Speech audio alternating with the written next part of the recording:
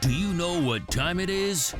It's Prime Time, the official commissioner podcast of the Sim Madden League. Buckle up because it's gonna be lit. It's gonna be fire. Now, without further ado, here is SML legend Prime Time000. What is up, SML? I am back. SML Prime Time is back for the playoffs. As usual, I usually do a podcast to try to, usually before playoffs kick off, but why not a mid-playoff podcast? Why not? And you know what? I'm going to come in, I'm going to do 4 downs.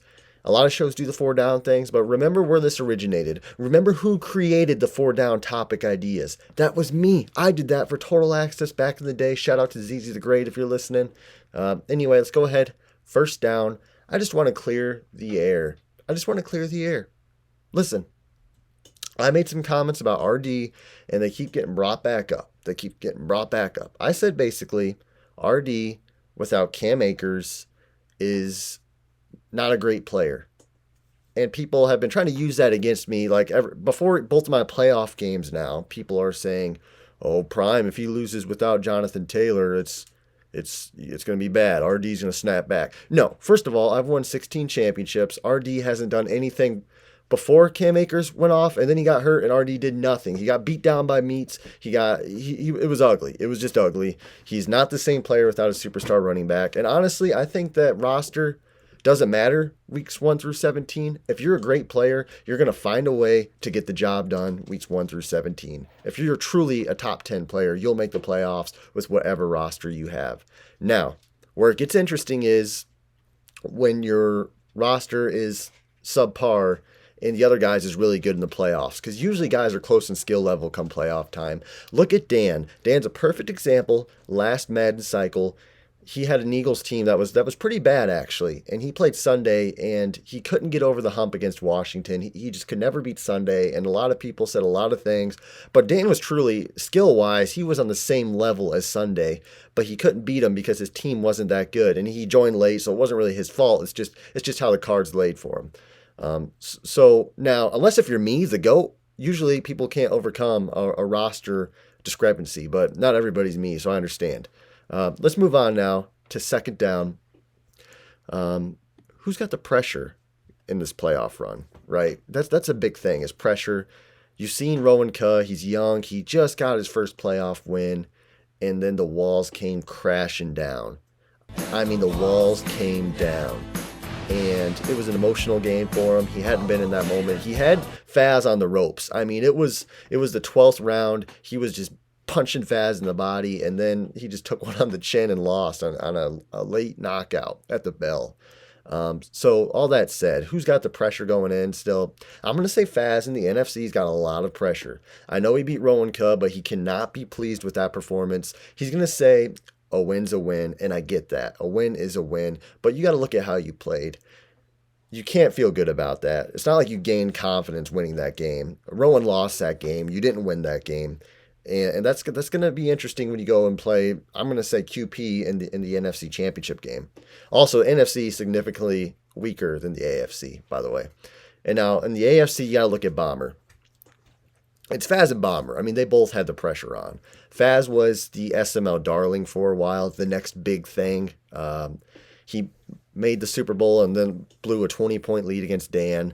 He's lost to Meats in the playoffs now. He's lost to Royce in the playoffs now. He went on vacation and showed he didn't care about the playoffs one time.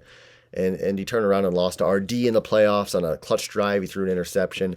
So at the end of the day, Faz is not a big game player. We've seen this now. I mean, you think of the NBA, like an NBA comparison. I'm looking at early Miami Heat days, LeBron James, where he doesn't want to hit the clutch shot. He's good in the regular season, maybe good in the playoffs a little bit, but come that big moment, he's going to pass it. He's going to pass the ball away. He's not going to sink the 3 to win it. And then looking at Bomber, same deal. Same deal for Bomber. And I'm fully aware that I might play both of these guys in a row here, but Bomber's got the pressure on him as well. Literally everybody's regular season darling. Everybody likes Bomber. They say he's going to win big. They say he's going to win the Super Bowl. He has these fantastic regular seasons. Best record in the SML this season in the AFC. and great defense, great team. He blames his quarterback a lot, and that's kind of his downfall, I think. He's always pointing the blame at his team, even though his team's one of the best in the game. The pressure is on Bomber this season. Look, you had a bye week. You have a favorable divisional round. You're not playing Dan. You're not playing me. You're not playing somebody elite. I mean, Future Empire maybe past his prime. So you have a bye week, and then you have Future Empire, and then what? Then you probably play me. So all that said, Mad Bomber, the pressure is on you to get the job done. You've beat me in the playoffs every single time. Now you have a chance. It should be a walk-in to the Super Bowl. Should be a walk-in. I'm without Jonathan Taylor. The pressure is on Mad Bomber and Faz to perform. It should be an easy walk for both of these guys. We'll see what happens, though. We'll see what happens. Third down. Let's talk about somebody looking to do the unthinkable. QP, D-Muse, or Future is looking to make a Super Bowl. I'm not thinking Future's going to be able to do it because he'll have to go through me if he beats Bomber. So I'm gonna mark Future right off. But QP or D-Muse, they have a shot at doing something unthinkable, and that's getting an upset and making the Super Bowl and having a chance at the Lombardi Trophy. I'm really liking QP this year. I think he did really hot. He kind of fell off a little bit, and now he's kind of back in stride again. I'm happy to see that, and I think that's a good thing. I think he's taking his lumps now, and I think he's going to grow from it, and I think he has a shot at beating Faz. And Faz is Flaccid Faz. Don't forget he is Flaccid Faz. All that said, what's my Super Bowl prediction?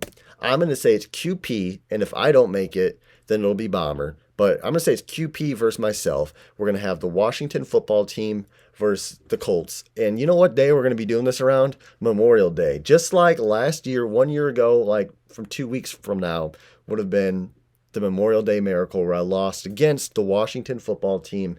So the Madden gods are going to have it to where the Colts play Washington around the same day, and that will be a beautiful thing. So guys, I hope that you enjoyed the podcast. Just a quick hitter, just a little bit of trash talk, just to get people riled up for the playoffs. This is SML Prime Time, and I am Prime Time, and I hope you guys have a good night.